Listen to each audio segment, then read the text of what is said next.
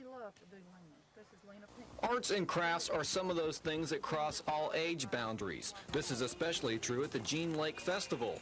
Art lovers of all ages came here to admire just about every kind of artwork.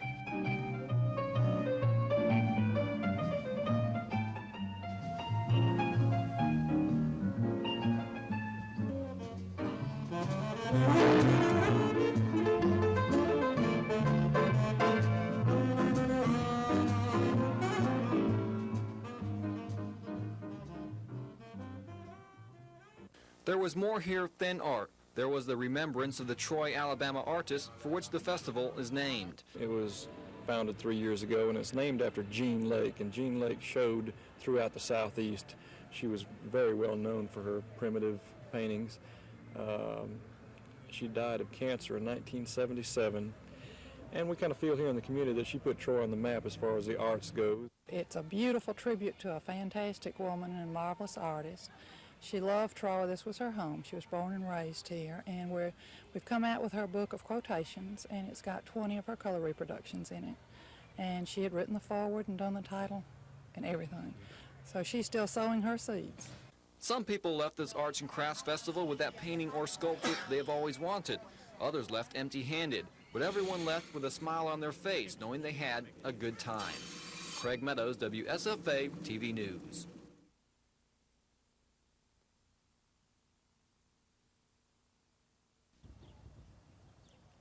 There's a birthday party going on inside the Lowndes County Courthouse, a celebration marking 20 years of success.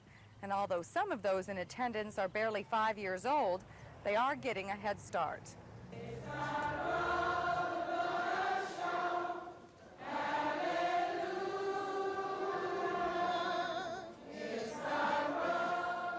The federal Head Start program is serving 240 children in Lowndes County this year.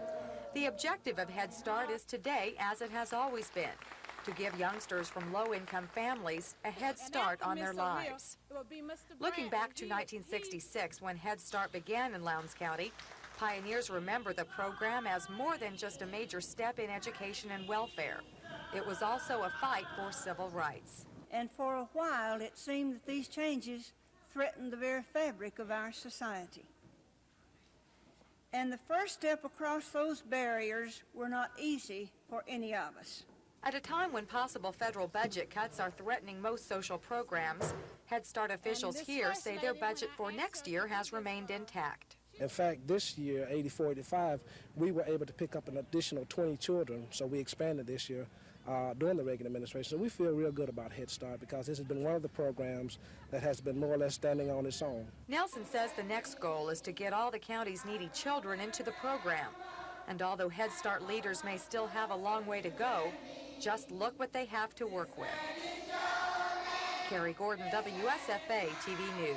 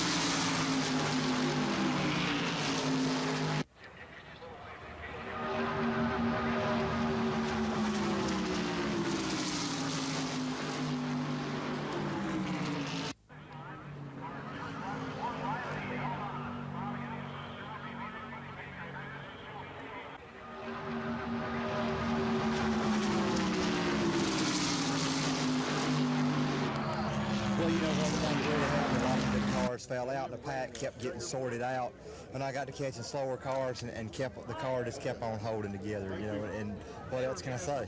Bill's car ran super good. He was strong all day today, and as long as he stays together, a place like this, you can't beat him. Those fellas have done their work. They got to act together. They got the horsepower there, and you're gonna have to go to beat them.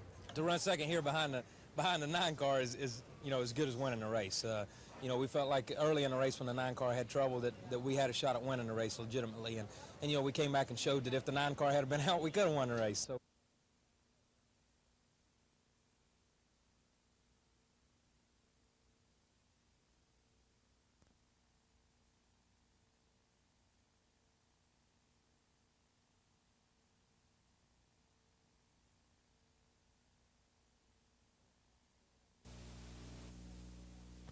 First half, Philadelphia in white. Clement Johnson to Bobby Jones to Charles Barkley. He goes up for the jam. Barkley with 14 points. Clint Richardson misses the jumper here. Sidney Moncrief the rebound. Moncrief, an excellent game for Milwaukee. He had 25 points. The Bucks trailed by just one, 52-51 at the half. Second half, Mo Cheeks. He gets around Terry Cummings. He takes it all the way. Cheeks with 21 points. The Sixers led by 6 after 3. Andrew Toney was on fire in the second half. Toney with 23 points in the game, here hitting the jumper. Moses Malone led Philadelphia with 31 points.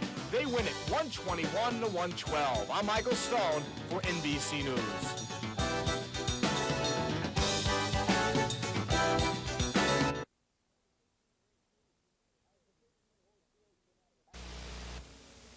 As the 13-horse field came out of the post, Spendabuck was in the number 10 position, the 4th horse in from the outside. You'll see as they make their way down toward the finish line for the first time, Spendabuck forges into the lead. With Angel Cordero in the irons, Spendabuck was expected to be a pace horse. He was that and much more. Look at the lead on the back stretch. Spendabuck, better than 5 lengths on the lead. You thought he might burn himself out, but he didn't.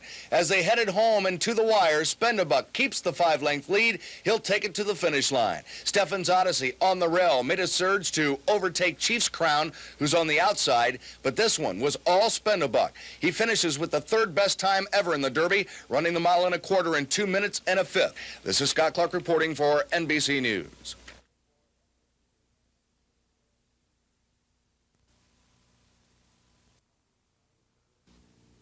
Probably federal poverty standards. Last summer he hired separate, completely outside of our summer youth training. It cost $500,000. It's just gonna be straight. Just move that we adopt a resolution in opposition to the Copperfield, plat number 1. Southern on the Seaboard Coastline Railroad, because they didn't have a design big enough. Thank you. Any other discussion? Last summer he hired separate, completely outside of our summer youth training program.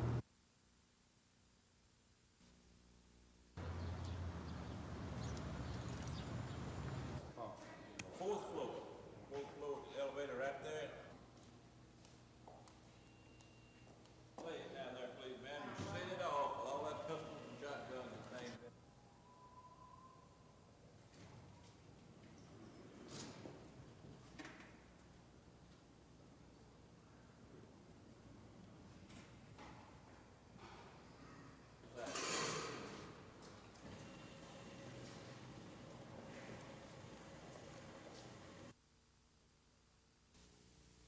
Clerk office, so we could be quick to solve.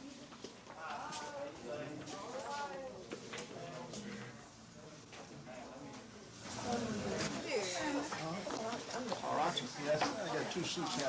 All right. Civil suits. Yes, sir. Yes, sir, I was gonna go back to it. I'm sure they are.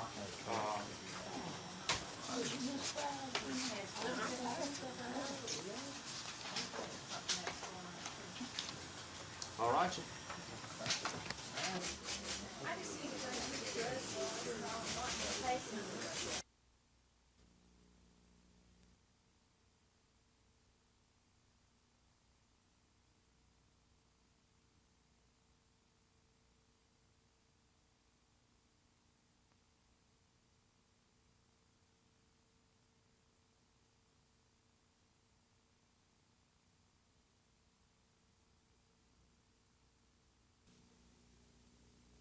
Public safety officials say if additional funds are not provided for overtime pay, many trooper services the public expects will be curtailed. One major area troopers anticipate problems with is in the length of time it would take for officers to respond to calls. In other words, the fewer troopers on the road, the longer it takes to get to all the calls. Officials say only in an extreme emergency, such as accidents with injuries or fatalities, will overtime be approved. State Public Safety Director Colonel Byron Prescott says the public will be inconvenienced by the shortage of funds. In the past, we could work a man over and give him time off for it, but now we can't do that. So now when we have to pull men out of a territory to go work some event, whether it's a disaster or what have you, we're going to have to, the man that's left in the county is going to just have, when he works his 40 hours, it's going to be off duty, and we'll catch a call from wherever we've got someone that can. It may be from another county, but we'll catch the calls, but it just may be slow. Public safety officials say there are two possible solutions to the overtime problem. One is, they say, a change in the law by the United States Supreme Court. The other solution, they say, is the allocation of the proper amount of funds by the state legislature. This is Norman Lumpkin, WSFA TV News reporting.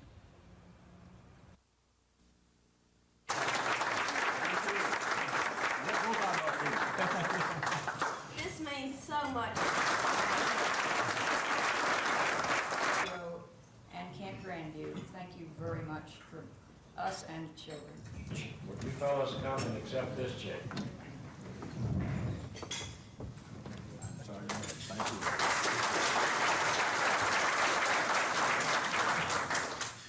We are deeply thankful for this $1,000 contribution from the heart. And I know Camp Exchange has meant a lot to a lot of kids.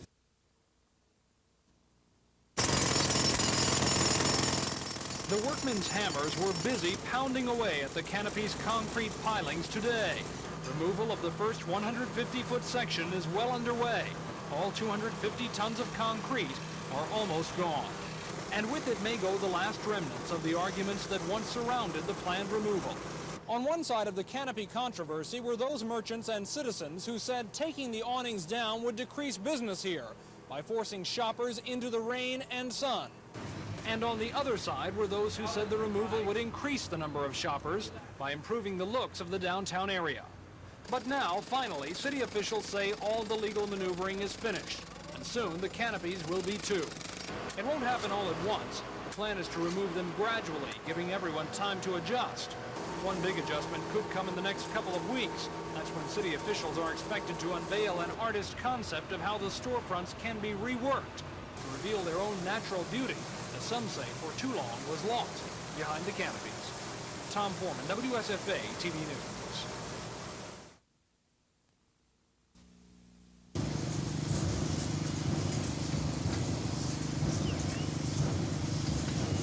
To the Allen Power Fund. Sure, thank you. Mr. Colonel, would it be possible to get you to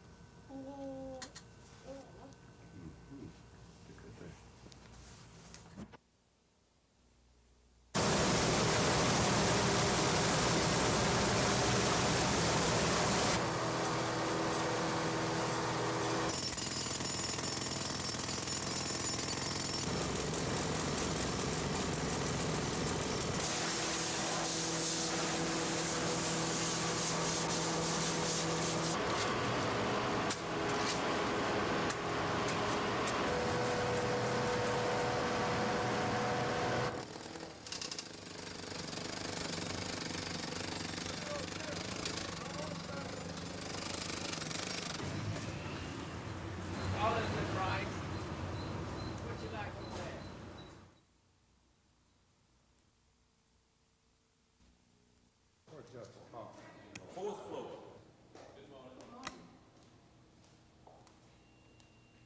Lay it down there, please, man. You set it off with all that pistols and shotguns.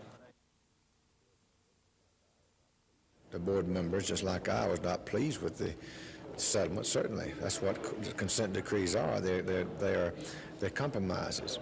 but it was a position that we took was, since we had the resolution authorizing settlement, and since the board members did not say don't do it, that we felt like we should go on, we had authority going ahead and do it.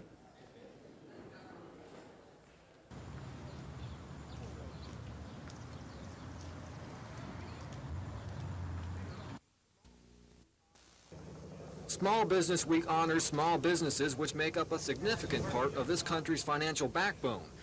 There are more than 14 million businesses in this country, and 98% of them are considered small businesses, and they are contributing to the nation's economy in more ways than one.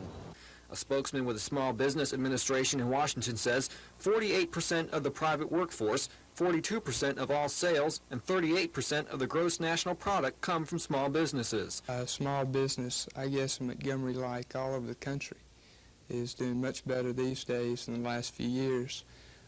Importance to Montgomery, they're very, very important to Montgomery. Small business probably makes 90% of business in Montgomery or more. The failure rate is high for small businesses just starting, but those which have succeeded are helping to provide the majority of all new jobs. And the SBA says small businesses are the most likely source to find that important first job. Craig Meadows, WSFA TV News.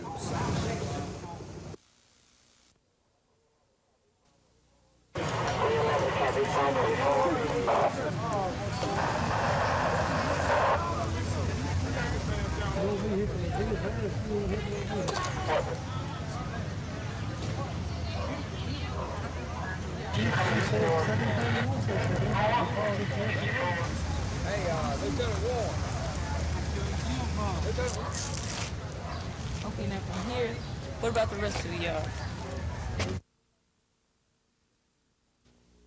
Controversial, I say a recess, they suspended the filibustering for a while and took up some non-controversial bills. They're not going to tell the story anymore. Throughout this state, and they need to hear from the people throughout the state because they need to know how important it is to all of us. It's certainly important to us in the This group wants you to vote yes next week, but these men want you to vote no. At the heart of the issue is oil lease revenues from the Mobile Bay area. Amendment supporters say by creating a permanent trust fund with this revenue, Alabamians can create a legacy for the future. You are ensuring that future generations will have this money to use and that there will be no need for any new or additional taxes. If we don't lock that money up by the people voting yes on this constitutional amendment, then you'll have people coming up there grabbing for it, and every one of them will be a good person that'll have a need, but it'll all be gone. But opponents say a second trust fund should be created for local governments to offset cutbacks in federal programs. We know that not one red penny will reach the local, hard-working, tax-paying citizens. If you don't address the cities and counties and the local government, you have a choice. You vote for this thing and it passes, then look for new taxes to be placed on your people. Voters can expect this debate to continue during the next week. Cal Calloway, WSFA TV News, Dothan. Yesterday, a record-breaking 122,000 fans were on hand in Talladega to see a record-breaking Winston 500. And just as everyone expected, car number 9, Bill Elliott, played the lead role in that performance. Elliott started on the pole and was up front early on. But on lap 50, trouble arose. A ruptured oil line forced him to pit early. With that, defending Winston 500 champ Cale Yarborough was able to vault into the lead. A lead he would hold for the major portion of the day. Yet, lap by lap, the almost forgotten Elliott scratched and clawed his way back. And on lap 145, he finally regained the lead. Then, after a caution flag, only the second of the day, he captured the lead again, this time for good. For the last 19 laps, it was all Bill Elliott. In fact, it was suddenly reduced to a battle for second place between Yarborough and Kyle Petty. Petty eventually won that battle. The average speed on the day was better than 186 miles per hour, a new NASCAR record. But the race and the day ended as it had begun, with Bill Elliott in front. Well, you know, one thing that really helped me, a lot of the good cars fell out, and the pack kept getting sorted out, and I got to catching slower cars, and the car just kept on holding together. In the end, it did develop into a battle for second, right? Definitely, that, you know, he just drove off and left us the last 10 or 15 laps. Bill's car ran super good. He was strong all day today, and as long as he stays together, a place like this, you can't beat him. Well, all week long, the rest of the NASCAR racing field here at Talladega has been staring at this Bill Elliott car with a bit of awe and amazement. But in the end today, this is the view that the rest of the field had. In Talladega, Mark Thornhill, WSFA TV Sports.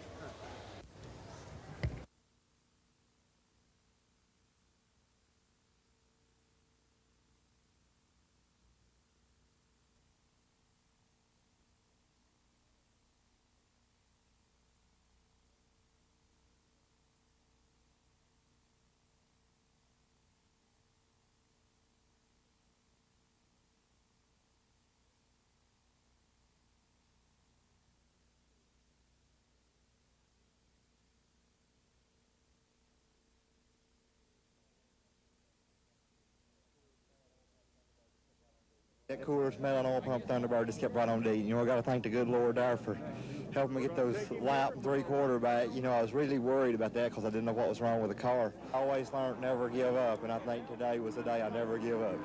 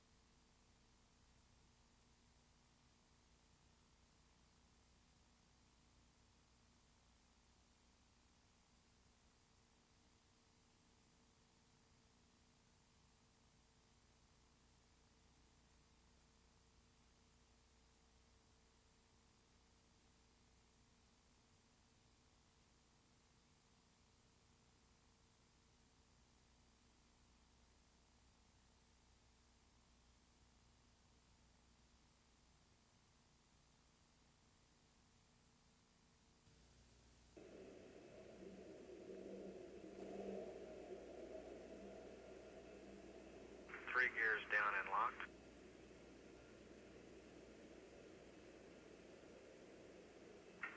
Touchdown. Nose gear now coming down.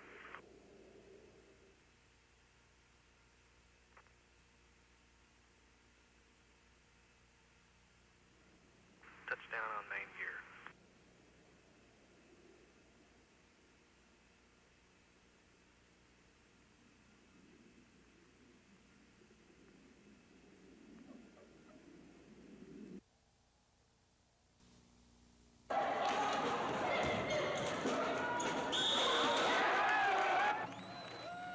Things that we needed to do at Auburn University at Montgomery, but because of the pressures with budgets and so forth and hard work, we therefore decided that the time is right to begin expanding immediately our athletic program in both men's and women's sports. First, we will recruit a coach for women's basketball to be employed by fall quarter 1985. That's the coming fall quarter. We expect to begin competition in women's basketball with a 1986-87 season. Planning and developing the first women's sports program on our campus, and we're very excited about that. Second, we will this fall convert. The decision to expand athletics at AUM has not happy at this time to respond to any questions or listen to any comments that you might have. And if you ask me real hard questions that I can't answer, I'm going to turn to some other people on the athletic staff and in other places to help me answer those. So at this point, I'd like to open it for questions. When did you start making?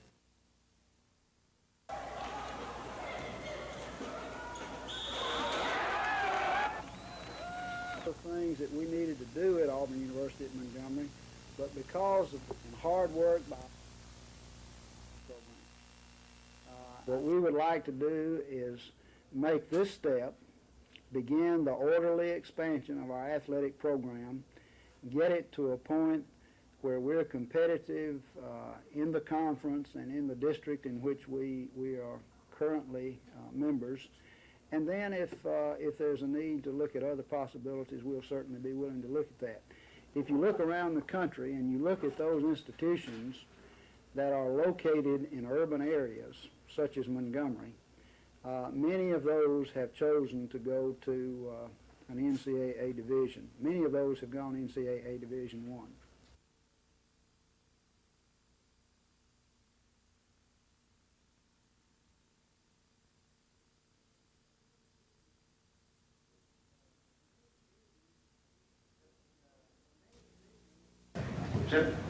May's babies only told normal.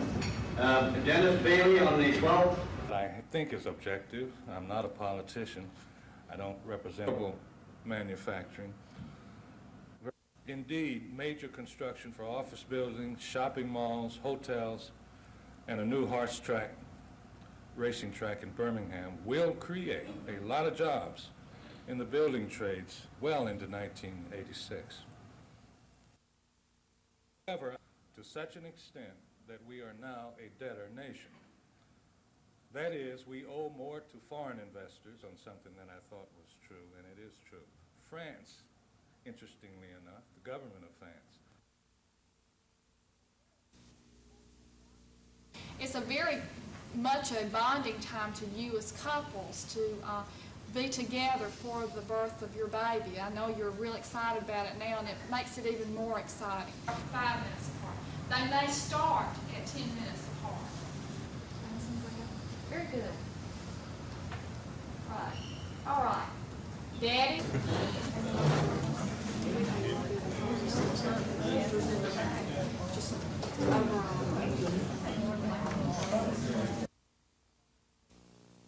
His behalf, I'd like to express our sincere thanks and appreciation to the members of the press. And then leave it alone. It's a big turnout. They're going to cast what I think may be the most important ballot they cast in their lives. I vote against the possibility of higher taxes right now. It's a vote for, they'll agree that we ought to have an overwhelming yes vote. It's fun now. And then as soon as those went of it, which, and I think our chances of getting that are 90-95%.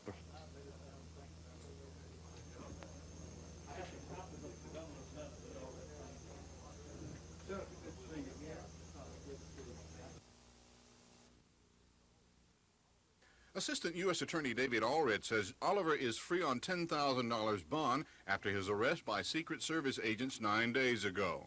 Allred said Secret Service complaints filed against Oliver, a former Farm Bureau employee, alleges that he possessed 208 counterfeit $20 bills.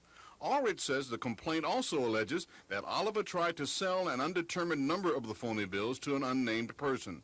Secret Service agents are reported to have seized some of the counterfeit bills when they arrested the suspect. Allred told TV 12 News that the counterfeit money is alleged to have been printed at night or on the weekends at Alabama Farm Bureau facilities. Farm Bureau spokesman Paul Till declined to be interviewed about the matter. He did say Farm Bureau was not involved at all. Till added that the suspect was allegedly using Farm Bureau's film press after hours. Till said Bureau officials learned about the matter after the suspect was arrested. This is Norman Lumpkin, WSFA TV News reporting.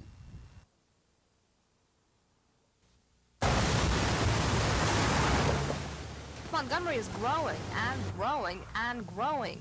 The expansion eastward prompted state engineers to design 2 loops and widen the bridges on I-85 in an effort to alleviate the snarled traffic. And I think this will alleviate a lot of problems coming out of Montgomery and going into Montgomery, say, in the mornings during the peak hours. The nearly $4 million project is being funded mainly by federal dollars, with the state making a small contribution. During today's Montgomery City Council meeting, members approved the plan.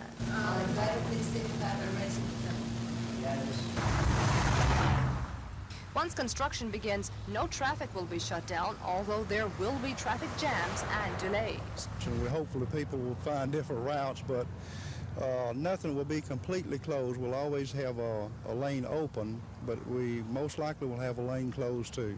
Once this phase of the project is complete, engineers will begin work on part 2 to build more loops to alleviate traffic headed southbound. Kim Davis, WSFA TV News. .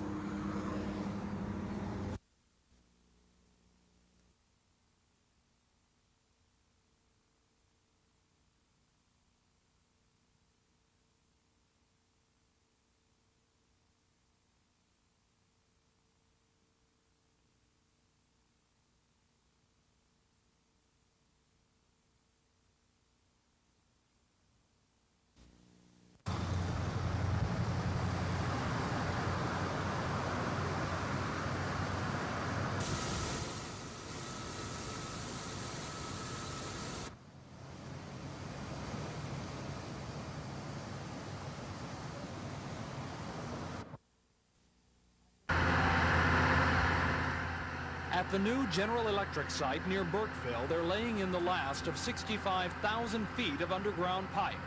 Ground preparation is almost complete, and construction is expected to start in less than a month. The new GE plant will cover 350 acres. It will cost $500 million, the largest single plant investment in the company's history. And all of it is being spent to make a sort of super plastic called Lexan. Anything that where you would see metal or glass represented today is certainly an opportunity for Lexan. How much money will GE make on their investment? Well, they're keeping quiet about that. On the other hand, they're quick to brag about what the plant will do for this part of Alabama. At the height of construction, the company is expected to employ 1,500 construction workers. When it's finished, more than 250 people will have permanent jobs here. And for every new job inside the plant, GE expects 3 new jobs outside the plant, in restaurants, housing, and other support services. Of course, that will have to wait for a while. Though things are going just as scheduled, completion is still a long way off. The plant isn't expected to begin operations until 1987. Tom Foreman, WSFA TV News in Burkeville.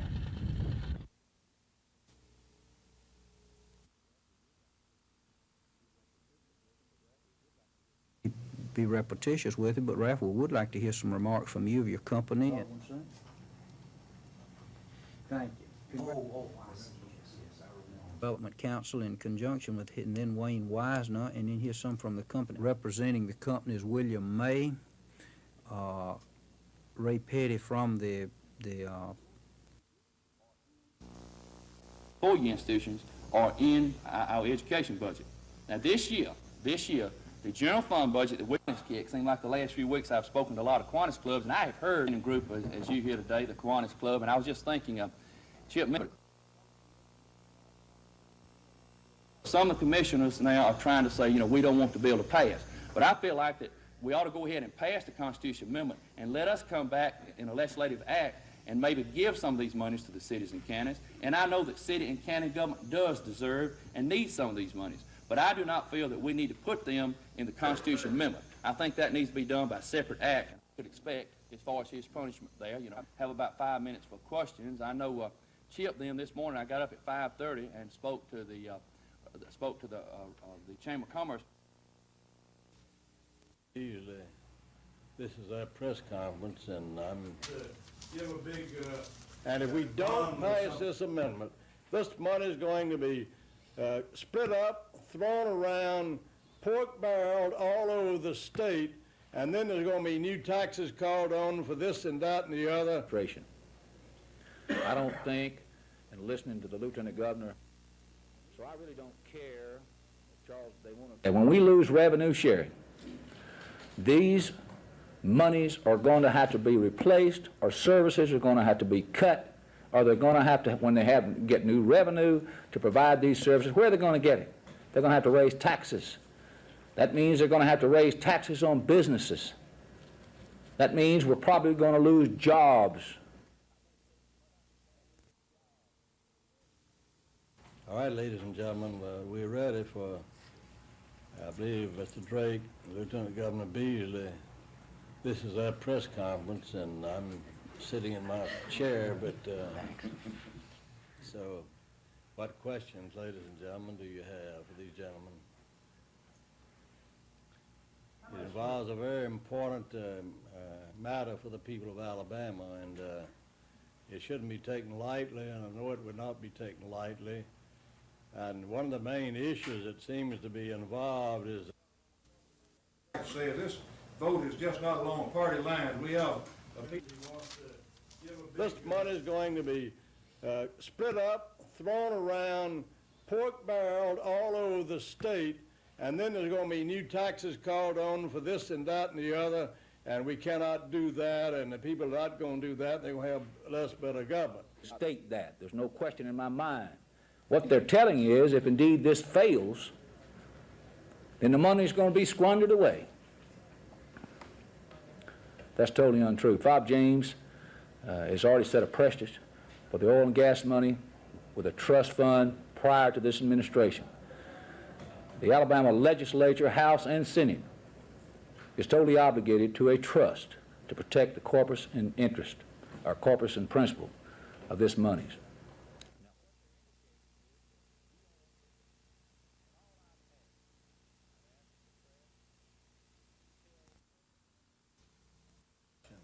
And when Governor Edwards was inaugurated, he made a speech. All right, ladies and gentlemen, we're ready for, I believe, Mr. Drake, Lieutenant Governor Beasley. This is our press conference, and I'm sitting in my chair, but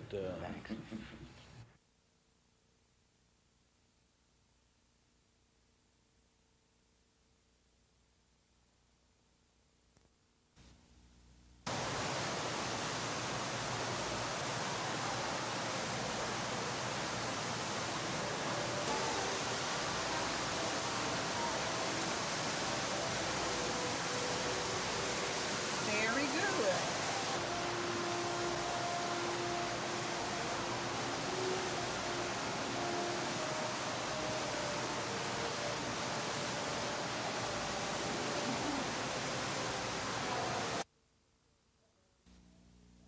One of them is the Montgomery Kiwanis Caddy.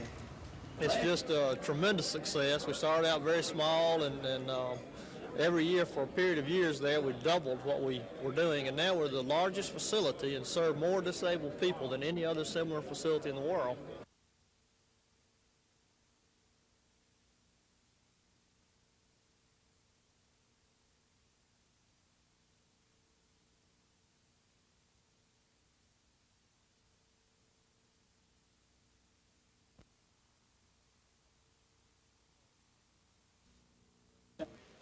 Mr. President.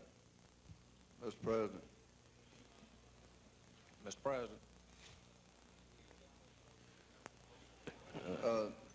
Standards of education which they need in order to compete with these other cultures. And in addition, Mr. President, we find ourselves in a situation where when you compare one generation pending.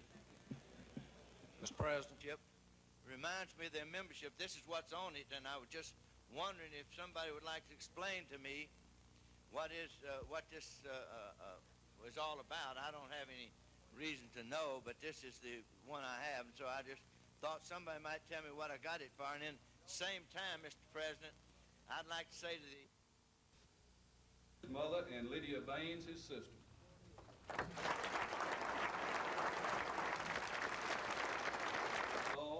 And wrestling one year. I said to my old high school coach,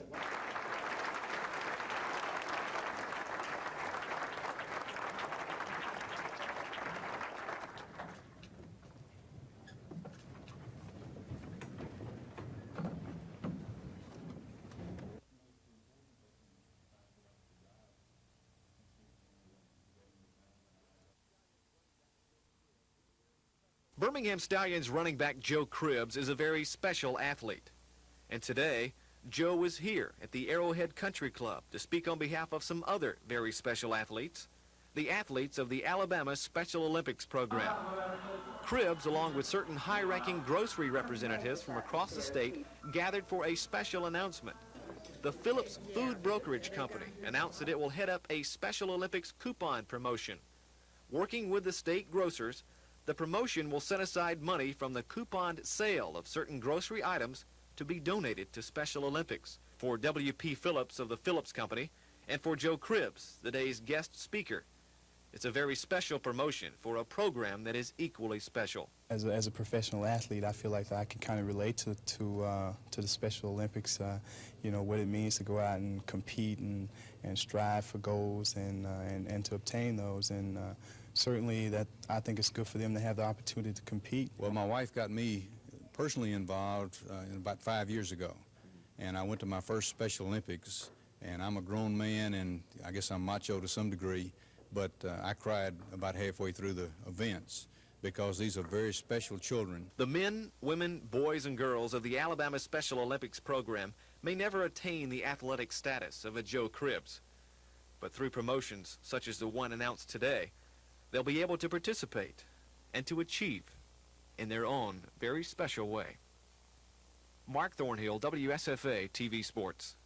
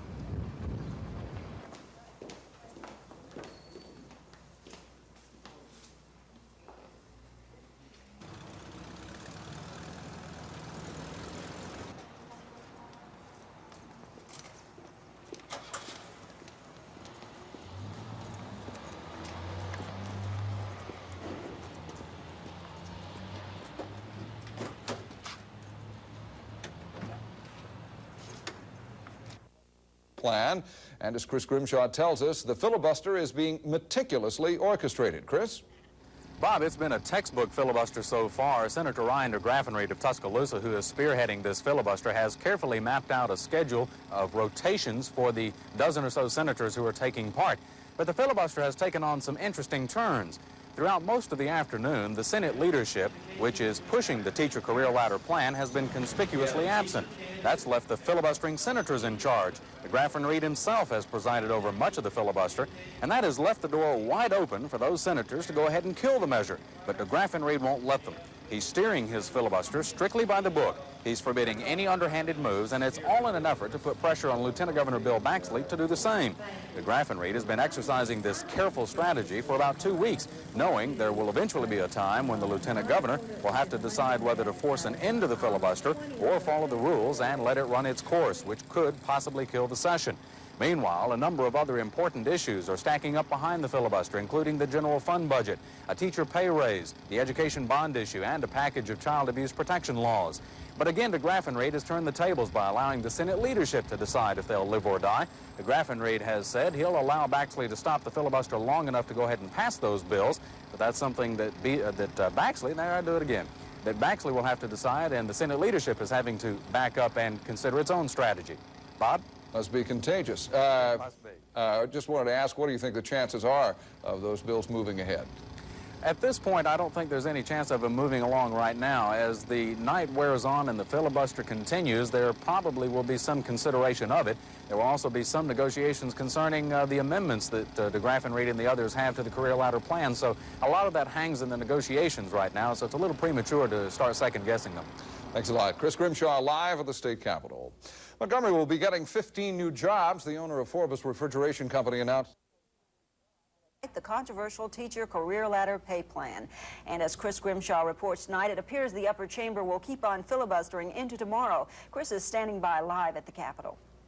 Lynn, the filibuster has rolled on all day long with no indications of it breaking tonight. The only development came when the filibuster stopped long enough earlier this evening to allow the Finance and Taxation Committee to vote on the general fund budget. That's a $592 million budget that pays for non-state agencies or for non-education agencies in the state. But essentially, the bill is no closer to a vote on the Senate floor. Senators on both sides of the controversial teacher career ladder pay plan say they'd like to figure out some way to get the general fund budget up, but there are a number of procedural problems to overcome. One of the biggest is a bill affecting Birmingham and Shelby County. Local senators from those areas who are fighting over that measure are essentially preventing the budget from making its way to the Senate floor. Meanwhile, the filibuster is taking on a rather lackluster appearance, with the Senate leadership doing very little to break the filibuster and the opposing group of senators doing little to break from their, so far, nearly perfect stride in nonstop talking.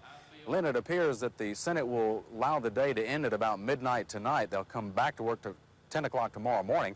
And beyond that, we'll have to see if the pressure of the pending pieces of legislation will prompt any more aggressive action tomorrow. Okay, thank you, Chris. Today, Governor Wallace called a news conference. Now, that's not unusual, especially when the legislature's in session. What is unusual is that he told reporters it was a news conference for...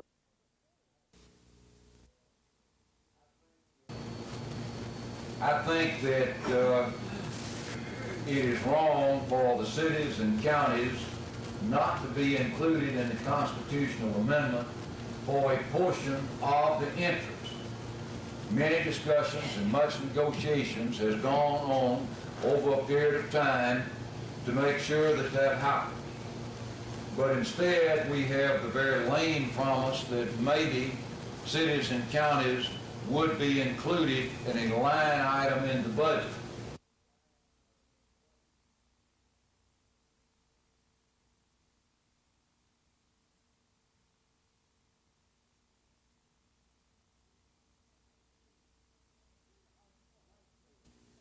Junior high school, a 9th grader. Tanji Lachelle Shavers, on parents Mrs. Bradford Rizza, and the sponsoring teacher, John Ashley, and the principal, Fred Guy. Which is most flammable, man-made versus...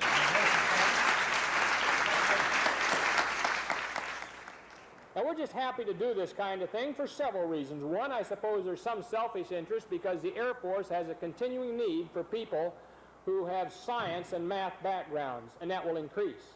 But also, we have found Montgomery to be such a great place for this Maxwell Air Force Base and Gunter Air Force Station to be located. It's kind of our way of saying thank you to the local community.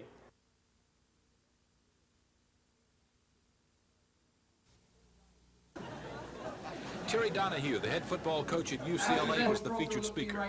And then came the 49 nominees, Montgomery's finest young high school seniors, selected by their coaches as examples of Christian character, leadership in school, academically, and on the athletic field. And finally, the one judged the best of the best through a thorough screening process, the one who best displayed the qualities Jimmy Hitchcock, the Auburn All-American, lived by. Fittingly turned out to be a young man who might well end up another Auburn All-American. Lanier High's Anthony McCall, an A.B. student, church leader, chaplain of his FCA chapter, student council officer, son of the Reverend and Mrs. Daniel McCall, captain of his basketball team, and an all-state, all-city wide receiver who will play for Auburn University this fall. My junior high coaches, especially Coach Wilson, just everyone, I'm thankful to God for this award, and I'm going to put that back in place. Thank you to the committee also. Phil Snow, WSFA TV Sports.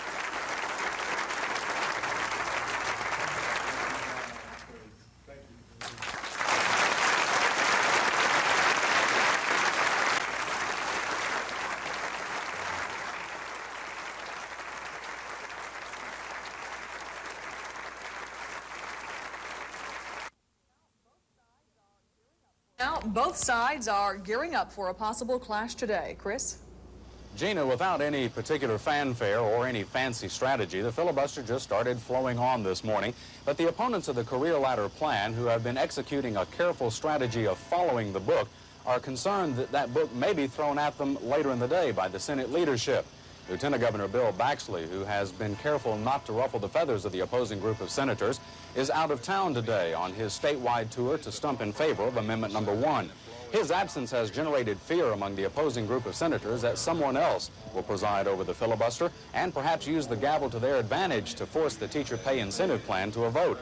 Meanwhile, the Montgomery County delegation is trying to work out its differences over a group of local bills. On the one hand are Montgomery's black representatives who are pushing passage of a bill requiring the Montgomery County Board of Education to run from single-member districts rather than at large. That would effectively add a third black member to the County Board of Education, which is now 7 members.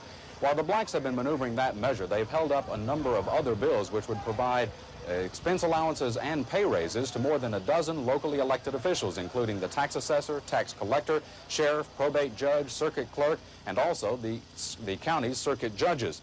If the two sides can work out their differences on those measures, then they'll likely be acted on today, with most of them in a position to become law on the last day of the session, which is May 20th. Gina? Okay, thank you, Chris. And Governor Wallace may be heading for China.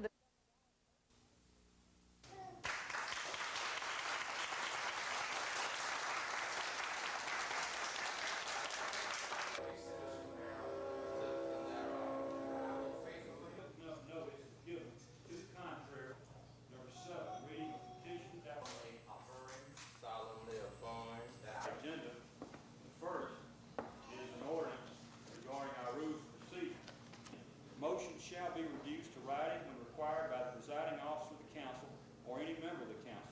All resolutions and ordinances shall be in writing. Section 11. It sounded like a routine oath of office. That I will support the Constitution of the United States. But the implications are much greater. Blacks complained they couldn't get representation on the old city commission, with members elected at large. The 5 members of the new city council come from specific districts, 2 of which are predominantly black.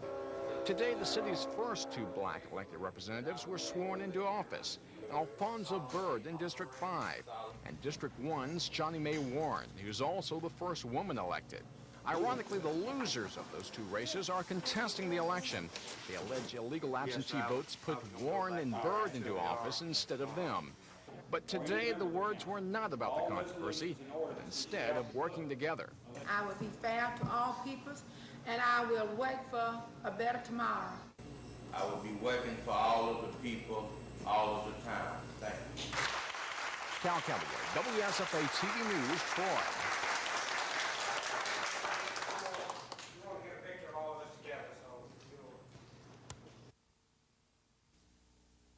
Form to the agenda as published prior to each scheduled meeting. Fair to all peoples, and I will work for. Vote. First of all, Councilman Warren, Councilman, unless public notice is given to the contrary. 10. Motion shall be reduced to writing when required by the presiding officer of the council, pursuant elected to consist of 3 members of the council. Number 5, the Committee on Schools, Libraries. The arrest of 21-year-old Edward Humphrey Jr. comes 15 days after his run-in with police in Riverside. He's charged with 2 crimes. Over the weekend, he was alleged by Miss Dorothy Dial to have snatched her purse out of her car out there in the Riverside Heights area. She has signed a theft and a first-degree warrant on him.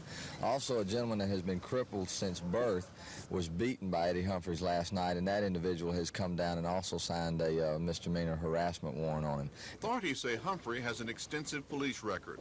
He's the type of person that like to go around and terrorize elderly people, drunks, by means of assaulting them, or snatching their purse, or dealing drugs, or gambling on the street corners.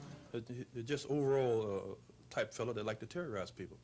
Police records show 8 arrests since 1983 for the 21-year-old Humphrey for offenses ranging from assault to resisting arrest. This is Norman Lumpkin, WSFA TV News reporting.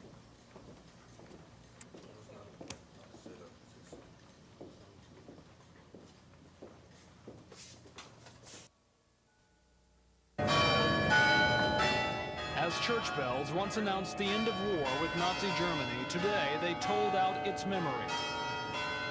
And once again, the soldiers answered the call. But this time they came to stand side by side, friends, no longer foes. The irony did not escape them. Harold Rawlik, once a German soldier, today is a musician. 40 years ago, we were shooting at one another, and now we are worshiping God together. The victory of the Allied forces over Germany was hard-won. Today, former Allied soldiers said they did not do simply what they wanted to do, but what they had to do. 40 years later, the memories on both sides are still fresh. The fear of becoming something less than human is, looking back on it, is a really frightening thing. Regarding the enemy as not a person. 40 years later, former enemies stand side by side, once again doing what they believe now is right. Tom Foreman, WSFA TV News.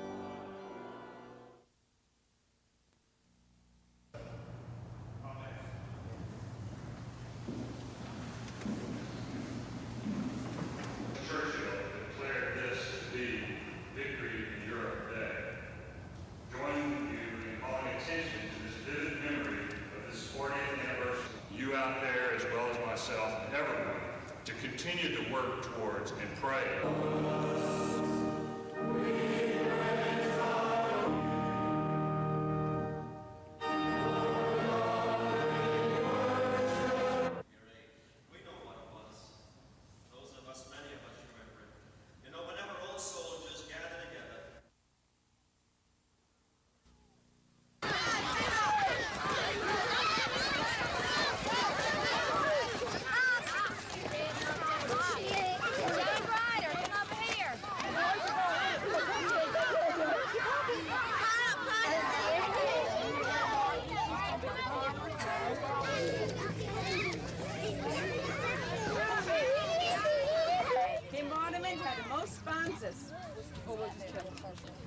Okay, let's give Kim a hand, boys and girls. There you go.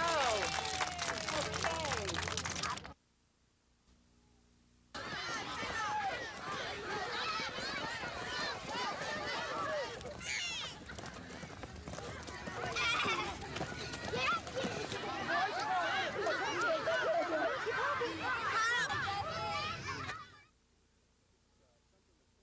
It's something that KinderCare is looking for, an educational process as well as helping us raise money. So we feel like the KinderCare folks are just fine people for coming out and doing this for us. We designed the program so they could, like I said, use it as an educational tool, telling folks about what muscular dystrophy is, telling children what muscular dystrophy is, and how they can help out. So they took to it real well, and it's grown, as you can see, to something that's quite a spectacle, and we enjoy coming down.